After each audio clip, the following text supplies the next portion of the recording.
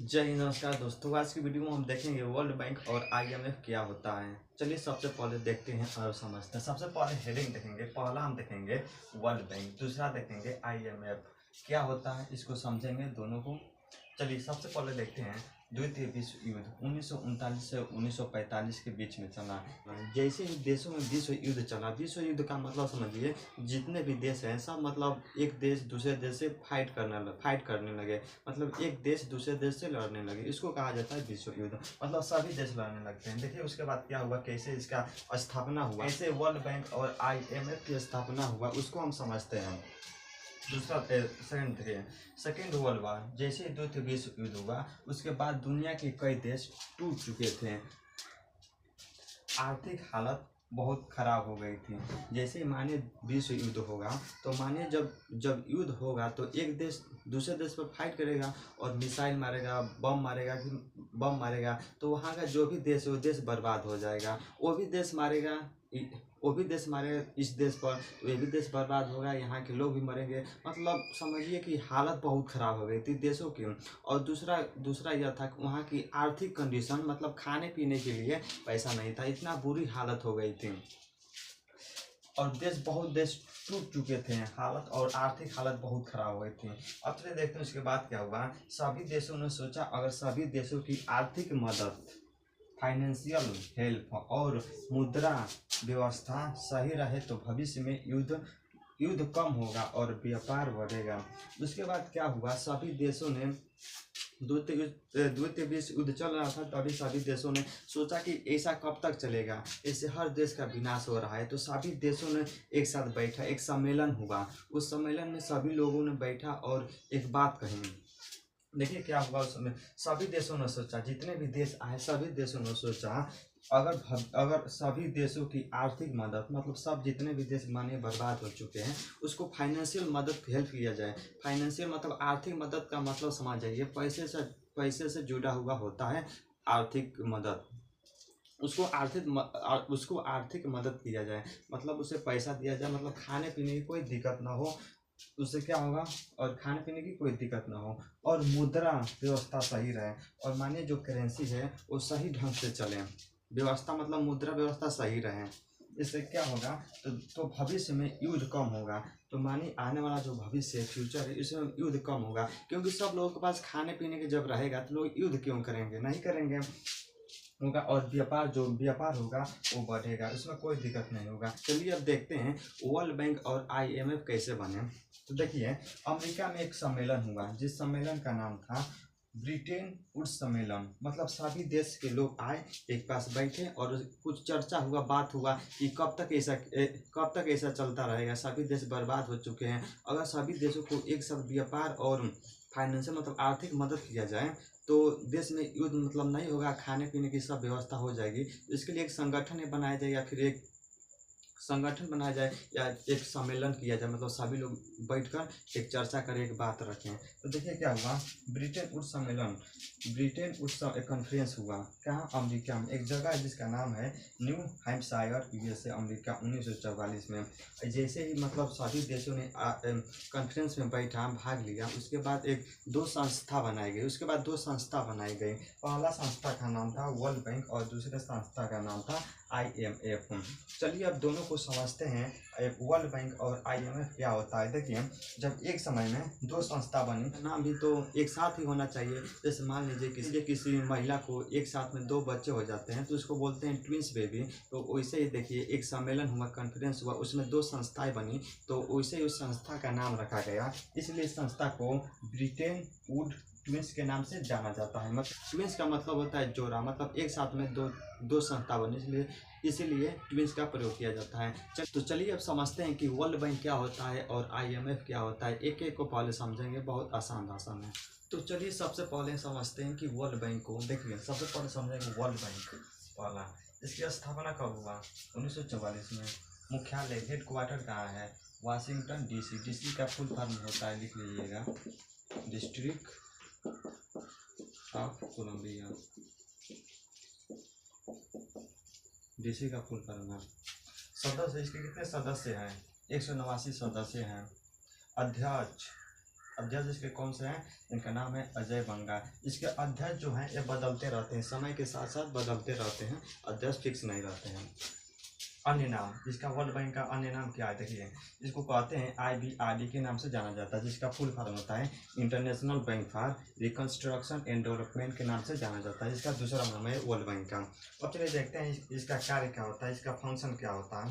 कार्य देखिए, जितने भी विकासशील देश हैं सबको विकास के लिए लोन देता है। मान लीजिए विश्व युद्ध हो गया, अब उन देश को विकास करना है तो उसको मदद करने के लिए उसको लोन देता है, उसको पैसा देता है, लोन देता है। जैसे मान लीजिए किसी भी देश में सड़क, पुल, स्कूल, अस्पताल विकास के लिए मतलब कुछ भी बनाना हो, उसके लिए जो वर्ल्ड बैंक होता है उस देश को पैसा देता है, मतलब फाइनेंशियल मदद करता है।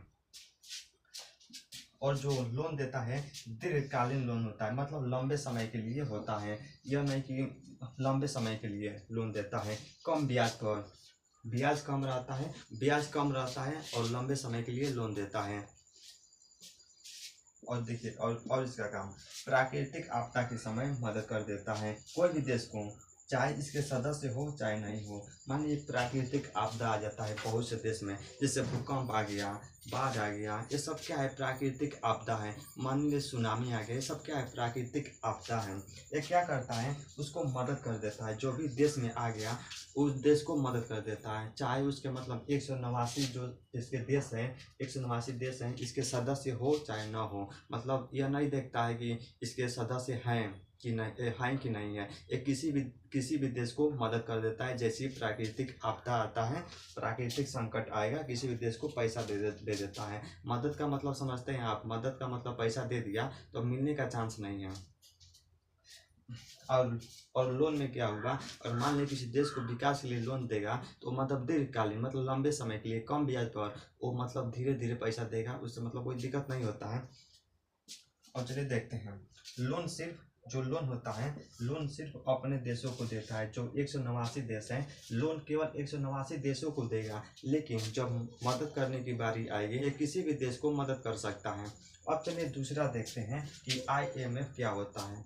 तो चलिए अब दूसरा नंबर देखते हैं, IMF क्या होता है। देखिए IMF का फुल फॉर्म होता है इंटरनेशनल मॉनेटरी फंड। देखिए इसका कार्य क्या होता है, चलिए पहले देखते हैं कि ये क्या होता है। देखिए इसकी स्थापना पूछा, इसकी स्थापना कब हुआ था, IMF का लगाएगा 1944 ईस्वी में। मुख्यालय हेडक्वार्टर का है वाशिंगटन DC। DC का फुल फॉर्म होता है डिस्ट्रिक्ट ऑफ कोलंबिया।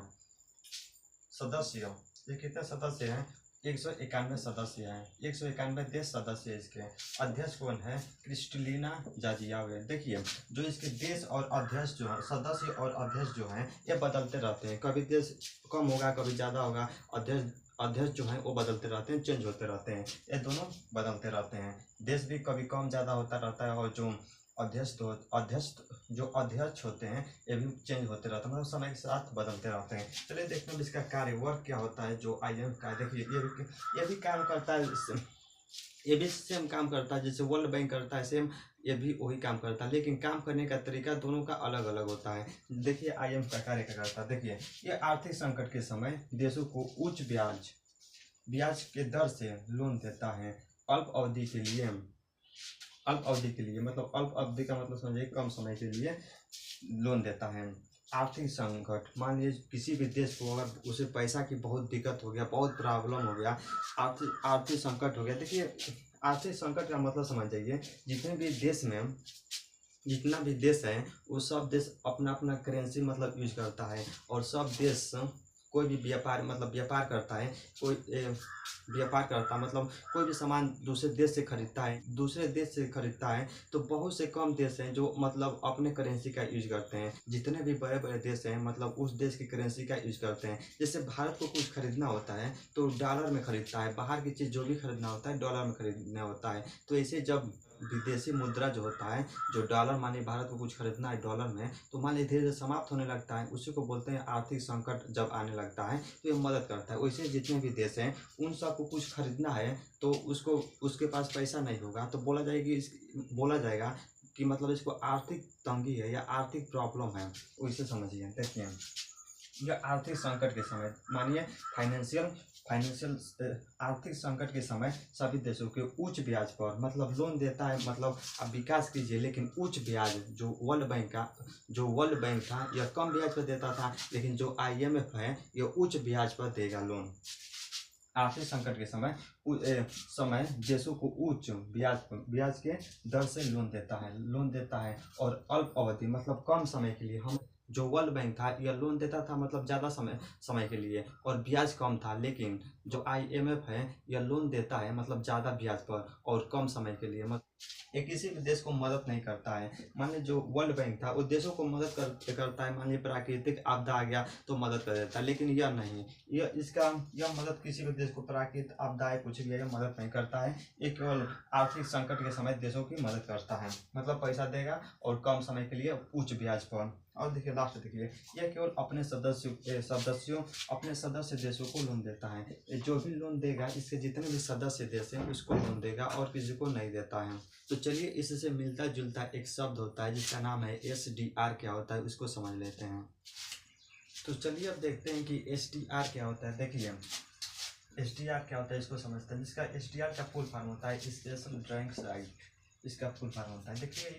देखिए AIMF से संबंधित है, जो SDR है IMF से संबंधित है। इसे 5 बड़े देशों की मुद्रा से मिलाकर बनाया गया है। इसमें जानते हैं क्या किया जाता है, 5 जितने बड़े बड़े देश हैं उन देश को करेंसी को उठाया जाता है और मिलाकर मतलब एक मुद्रा बनाया जाता है। जैसे अमेरिका को उठाया जाएगा USD, अमेरिका का डॉलर। उसके बाद दूसरा पाउंड कहाँ करेंसी है, UK। तीसरा यूरो कहाँ चलता है, फ्रांस। और पांचवा येन कहाँ चलता है, जापान। चौथा कहाँ चलता है, येन जापान। और पांचवा रेनमिनबी कहाँ चलता है, चीन में। देखिए मानिए कोई भी देश को आर्थिक संकट आ जाता है तो आर्थिक संकट का मतलब समझ जाइए, किसी दूसरे देश से कोई भी सामान खरीदना है तो उसके पास वो पैसा नहीं है। मान लीजिए कोई भी देश होता है, मान लीजिए कोई भी देश होता है, उसे कुछ खरीदना होता है तो जैसे भारत कुछ खरीदना होगा तो रुपया में नहीं खरीदेगा या डॉलर में खरीदेगा, या मान लीजिए उसे रूस से तेल लाना है तो अब रूस के करेंसी से खरीदेगा। वैसे ही जब वो विदेशी मुद्रा खत्म होने लगता है तो उसी को बोलते हैं आर्थिक संकट।